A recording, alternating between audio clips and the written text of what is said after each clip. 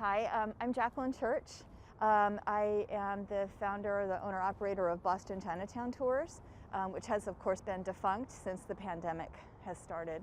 But I have lived and worked in this neighborhood for almost 20 years now, and doing my best right now to do some freelance writing, to build awareness about what's happened in Chinatown, and also to try to make a living while business is off.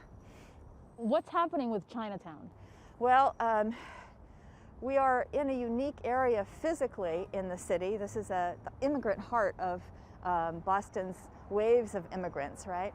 But where we are situated, this actually used to be landfilled part of Boston Harbor. So Beach Street got its name because it was the beachfront of the edge of Boston Harbor. Anyway, this historically has been a very poor neighborhood and an immigrant enclave for Irish, Jewish, Italian, Syrian, Lebanese, and then ultimately Chinese. What we have now is the luxury towers going up around.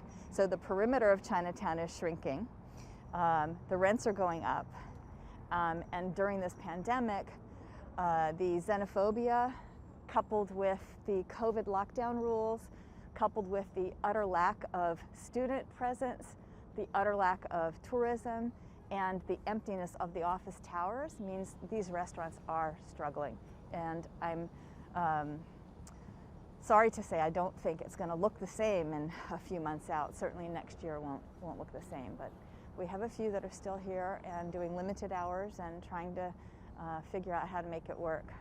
But restaurants everywhere are struggling, and it's just that in Chinatown there's a couple extra layers of challenge because of the racism, because of the increase in real estate costs here, and also because language access. You'll see as we walk around, most of our restaurant owners don't speak English. I speak very little Cantonese. I can make myself understood at dim sum, that's about it. But access to all of the resources that are available, which is not very much, let's be frank, it's not in Chinese, it's in English, right? So they just have another extra layer or two of challenge on top of what other restaurants have felt in the area. You call this a triple pandemic effect. Absolutely, absolutely. If you look at the drop in tourism, for instance, 2019, I think the occupancy stats, which is one way of measuring the effect of tourism, occupancy was typically of local hotels 90%. This 2020, it dropped to 13%. So that is huge.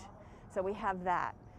We have the xenophobia that comes along with our last president and how he tried to whip up all of this racism to his own ends.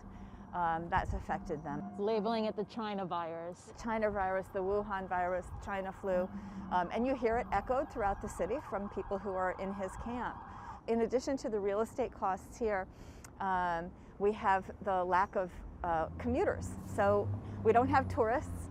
We have increasing real estate costs and real estate pressure, and we don't have tourists. So usually we would have people coming from Logan or from South Station or from hotels in the area. They're not here. So millions of dollars in the Massachusetts economy is gone because of the lack of tourism, and that certainly has hurt us here as well as colleges not being in session for so long. So here we are, we're standing right below this beautiful gate. It's a gateway that's a destination for so many. What is the concern? Is there a real concern that this will be all that's left if we don't pay attention to what's going on? I have to tell you, that is actually my concern. We have beautiful Chinatowns in San Francisco and New York City, and a handful around the country. We're the third largest Chinatown, but we often get forgotten in the national conversation. And we have wonderful, unique, historic things happening here. It's a resilient neighborhood that has fought back from everything that we've thrown at it, from the exclusion acts to all kinds of things that have happened. Exclusion from Boston unions in the early days when Chinese laborers were desperate for work. So the Chinese people tend to be very resilient anyway, and they have overcome much. But my concern is that we're going to have, like Washington, D.C.'s old Chinatown, all they have is the Paifang. Underneath is like a Starbucks and a T-Mobile store. There's no cultural heart anymore. And you know, there's an African saying, when you lose an elder, you lose a library. in Chinatown, every one of these restaurants has multiple libraries, you know, people who have history here, people who have still ties to family elsewhere, but stories of their immigration, what they have fought and what they have overcome. It's amazing. And then the culinary treasures from all the different regions that are represented here. A lot of people think it's just Cantonese food, but it's not. We've got a lot of variety, but I'm very happy to say one of my favorite bakeries that's quite old, they just reopened, Ho Yun. I think they were going to be closed for 5 weeks, they thought, and that was when they thought they would reopen and it would be over. It took 5 months for them, and I believe they also had a death in the family, but it's been a really rough stretch for them, and the owners are not young, but they're back, so I'm very pleased to say that they're open again. Good. What's the status of a year ago? Can you take us, was Chinatown thriving a year ago, and where is it now? Yeah, so this pandemic hit at the worst possible time for Chinese culture. So in Western restaurants, the big boom part of making your bank is the holiday season in the fall. So you have office parties, you have Thanksgiving, you have Christmas, you have New Year's Eve, right? For Chinese restaurants, it's a different cycle. It follows the lunar calendar, and so the Lunar New Year that we just finished now, that was actually, the pandemic was happening during that Lunar New Year. So instead of all these restaurants having full tables with multi-generational family banquets, it's a very important family reunion time, so it's very good business for the restaurants. So they lost that first Lunar New Year in the early part of 2020. Now we've just ended a second Lunar New Year. So imagine a Western restaurant that's lost 2 holiday seasons. How long would they survive? It's very critical for them to have that big bust of boom of business each of the lunar holidays. What's it going to take? Well, I think we really need to see the government step up. Government is in fact designed to do for us what individuals can't do for themselves. There's almost no other reason for government to exist, right?